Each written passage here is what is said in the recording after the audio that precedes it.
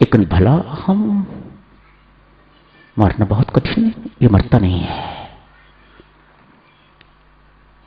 ठाकुर यहां स्पष्ट करते हैं ये बदमाश अहम क्या होता है और भला अहम।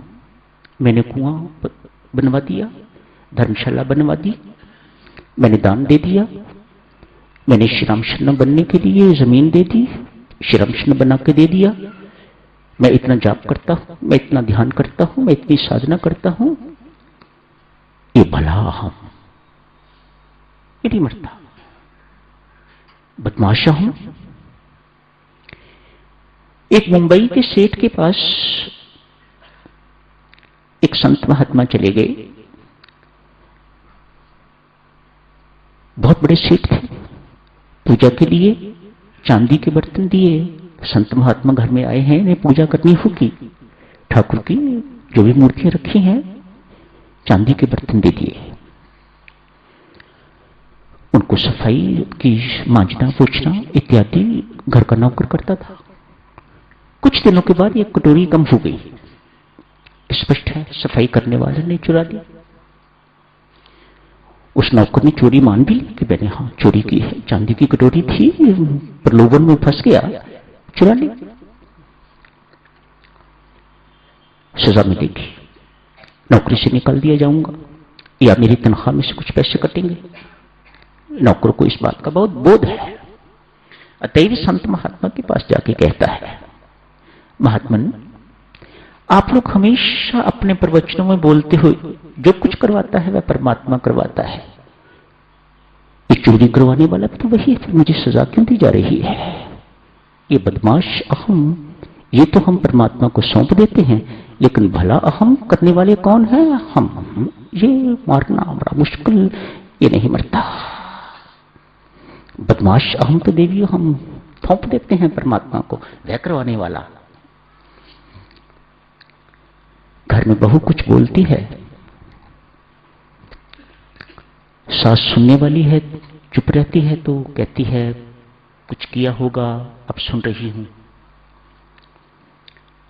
नहीं तो आप सोचो क्या हालत होती होगी। बदमाश अहम तो मर जाता है, ठाकुर कहते हैं, भला अहम नहीं मरता, बहुत कठिन है। तो ठाकुर प्रश्नकर्ता आगे पूछते हैं, तो ठाकुर घबराओ नहीं कहते हैं, भक्ति एक ऐसी चीज है जो इन दोनों अहमों को मार के रख देती है। भक्ति क्या? यही साथ ही समझाते हैं, भक्ति अर्थात झुकना।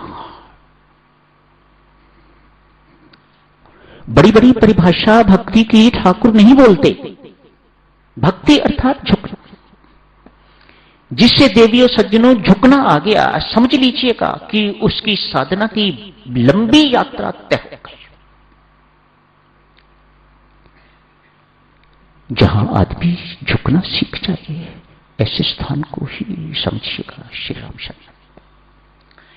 यदि देवियों सज्जनों अभी तक झुकना नहीं हुआ तो आपका श्री राम शरण जाना अभी तक मात्र दिखावा, मात्र प्रदर्शन, एक हाजिरी लगाने के लिए आप जाते हैं, आपने अभी तक वहां से पाया कुछ नहीं।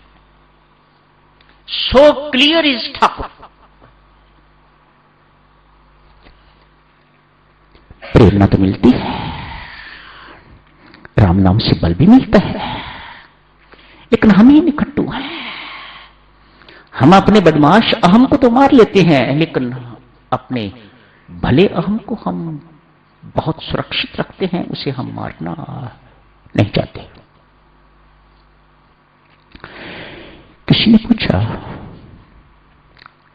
ठाकुर कहते हैं भक्त सिद्ध हो जाता है, क्या अर्थ है इसका? ठाकुर ही समझा रहे हैं, कहते हैं भक्त सिद्धि चाहता नहीं है। कोई भक्त, भक्ति के मार्ग पर चलने वाला अपने भीतर से कभी सिद्धि नहीं चाहेगा, लेकिन परमात्मा उसके माध्यम से रोज चमत्कारी चीजें करता है, वह कभी सिद्धि नहीं चाहता। ठाकुर यहां समझाते हैं, कहते हैं जानते हो भक्त की सिद्धि क्या है? चावल होता है ना कड़ा, पानी में डालते हैं, पानी उबलता है, चावल थोड़ा लंबा भी हो जाता है और कोमल हो जाता है। आप ऐसे करके देखते हो पक गया है तो पतीला नीचे उतार लेते हो। जब व्यक्ति के अंदर से ये कड़ेपन वाला व्यक्तित्व खत्म हो जाए तो ये भक्त की सिद्धि है।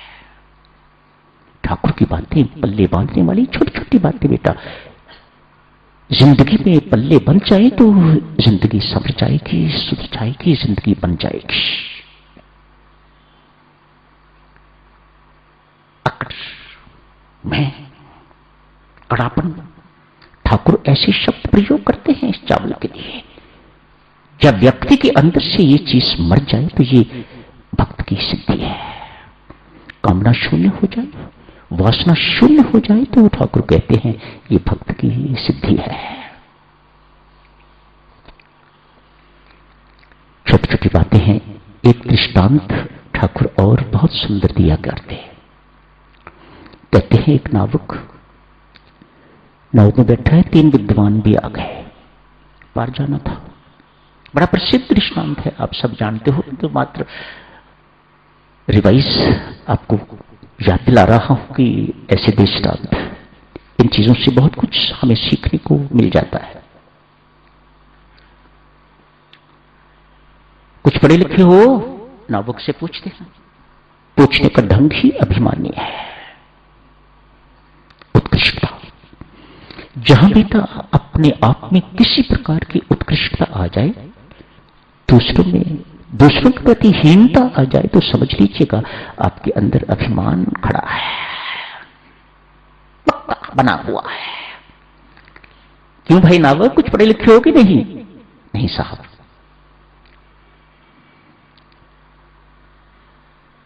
कितनी नम्रता है? नहीं साहब, मैं पढ़ा लिखा नहीं, मैं कभी स्कूल नहीं गया। तो लाल किला कहां है नहीं पता ना, मुझे नहीं पता। ताजमहल किसने बनवाया कुछ पता? नहीं साहब, मुझे नहीं पता। शेक्सपियर कौन था? नहीं पता महाराज, मुझे माफ करो, मुझे किसी चीज का। तो फिर तो तेरी सारी की सारी जिंदगी बर्बाद, खत्म। अभिमानी को परमात्मा सिखाता है, मार के सिखाता है।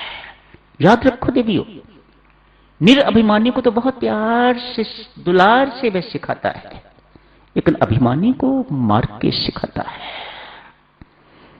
वह और किसी ढंग से सीख नहीं सकता। परमात्मा की मजबूरी है, मारता है। मुख पर थप्पड़ मारे, इधर थप्पड़ मारे, उधर थप्पड़ मारे, पीठ में मुक्का मारे, सिर पर डंडा मारे, लेकिन मार के समझाता है। अभिमानी को बेटा कोई और ढंग ही नहीं समझाने का। उसी वक्त परमेश्वर की ऐसी करनी, नौका तूफान से गिर गई है। झकोल नाव स्पष्ट है, ये डूब के रहेगी। इस वक्त परमात्मा के सिवा मैं कितनी भी कोशिश करूं, नावक कहता है मैं कितनी भी कोशिश करूं, मैं अपने आप को तो बचा सकता हूं, लेकिन इनको मैं नहीं बचा सकता, मैं नौका को नहीं बचा सकता। पूछ बंधु, आप में से किसी को तैरना आता है कि नहीं आता? कहा नहीं, हमें तैरना नहीं आता। तो मेरी तो जिंदगी जो बर्बाद, आपकी जिंदगी अभी बर्बाद होने जा रही है। जहां आके देवियों सज्जनों